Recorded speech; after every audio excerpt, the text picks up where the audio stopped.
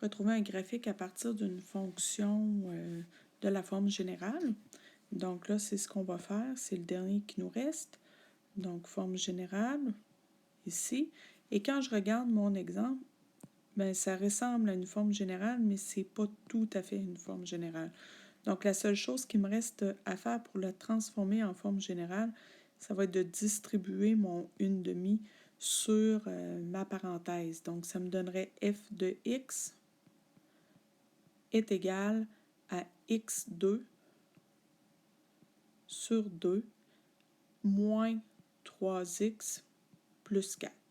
Donc là, on va pouvoir travailler vraiment avec la forme générale. Le A, première information qu'on s'en vient chercher, vaut 1/2. Alors, mon A est plus grand que 0. Ma parabole sera tournée vers le haut. Ensuite, trouver et placer l'ordonnée à l'origine. Je te rappelle que ça, c'est un des avantages de la forme générale. Donc, c'est sûr que tu peux toujours remplacer ton x par 0, mais lorsque tu as la forme générale, l'ordonnée à l'origine, c'est la valeur de ton c. Et mon c, ici, vaut 4. Donc, c'est déjà terminé. Je n'ai pas besoin de faire aucun calcul. Donc, quand je suis capable d'aller me chercher des informations rapidement, ça me permet des fois de sauver beaucoup de temps. Donc, ce qui n'est pas négligeable, comme tu sais, dans les examens. Donc, ici, on sait que c'est tourné vers le haut, que l'ordonnée à l'origine est 4.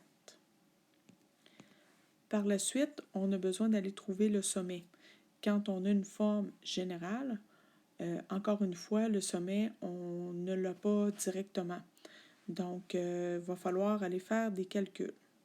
Donc, si je veux aller calculer la valeur de mon h, je devrais faire moins b sur 2a. Donc, moins b sur 2a. Mon b vaut, mon b qui est là, vaut moins 3. Donc, moins 3. Et le A, on avait dit qu'il valait 1/2. Donc, 2 fois 1/2, ce qui me donne 1. Et moins 3 divisé par 1 me donne 3. Donc, la valeur de mon H est de 3. Pour la valeur de mon K, je vais aller utiliser la formule moins B2 plus 4AC sur 4A. Je vais aller remplacer. J'aurais pu aussi remplacer mon H dans mon équation et faire mon calcul. Ça aurait été une autre façon de faire les choses. Donc, mon A, mon B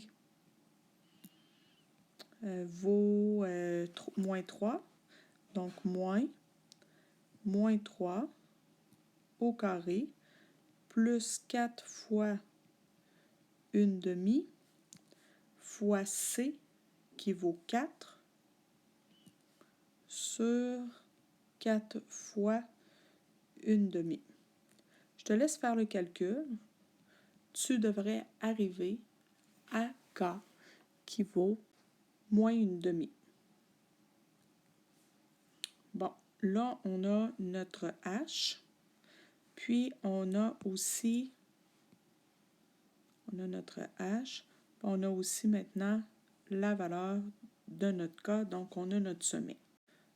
Ce qu'il me reste à trouver, c'est l'axe de symétrie. Donc, l'axe de symétrie qui est la valeur de mon H. Donc, x est égal à 3. Terminé pour ça. Et aussi les zéros de ma fonction. Donc, les zéros de ma fonction. Donc, étape 5, j'ai corrigé l'étape précédente, j'avais mis 3 au lieu de 4. Donc, pour trouver les zéros de la fonction avec une forme générale, j'ai deux façons d'y arriver, soit par la formule quadratique, mais ou la factorisation. Ici, dans tes notes de cours, je te l'ai faite avec la formule quadratique, mais j'ai envie de le faire dans l'exemple présentement avec la factorisation parce qu'on a déjà une partie du chemin de fait lorsqu'on n'a pas développé l'équation. Ils avaient fait la mise en évidence simple, donc c'est ce qu'on avait ici, une demi, parenthèse x2, moins 6x plus 8. Et finalement, il restait à faire une T1 dans ma parenthèse, juste ici. Donc, c'est ce qu'on va faire. On va aller faire somme, produit.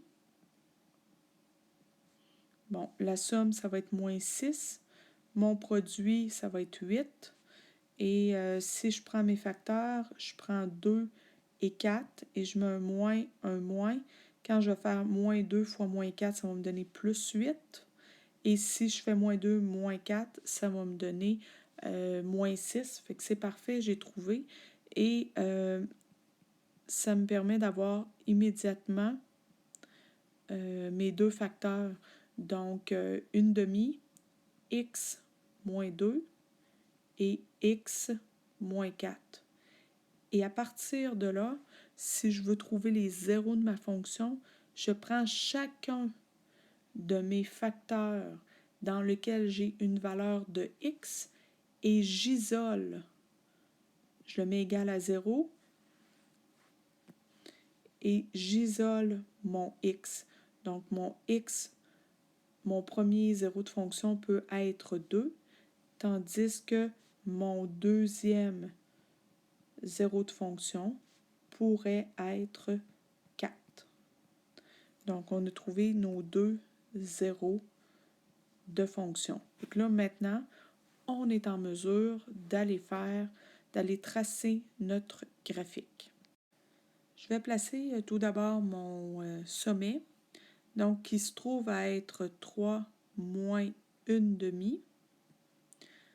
Ici, comme j'ai déjà expliqué, j'irai placer sur mon graphique les coordonnées. Je pourrais aller placer par la suite mon ordonnée à l'origine, qui se trouve à être 4. Je pourrais aller placer mes zéros de la fonction, qui se trouve à être 2 et 4. Ma parabole est tournée vers le haut, tout va bien. Et mon axe de symétrie passe par x, c'est x est égal à 3, donc passe par 3. Et tout ce qu'il me reste à faire, c'est d'aller tracer ma parabole. Donc, les points les plus importants sont là. Donc, on a fait le tour de chacune des fonctions. Puis, j'insiste encore sur la même chose. Je ne veux pas nécessairement de graphique précis, mais je veux que tu sois en mesure de trouver toutes les informations qu'on vient de trouver dans chacune des formes. Donc, c'est-à-dire l'ordonnée, les zéros, l'axe de symétrie, le sommet et le sens de ta parabole. Donc ça, ce sont toutes des informations que tu dois être en mesure d'être capable de trouver. Donc, bien important de savoir comment faire pour trouver chacune de ces informations-là.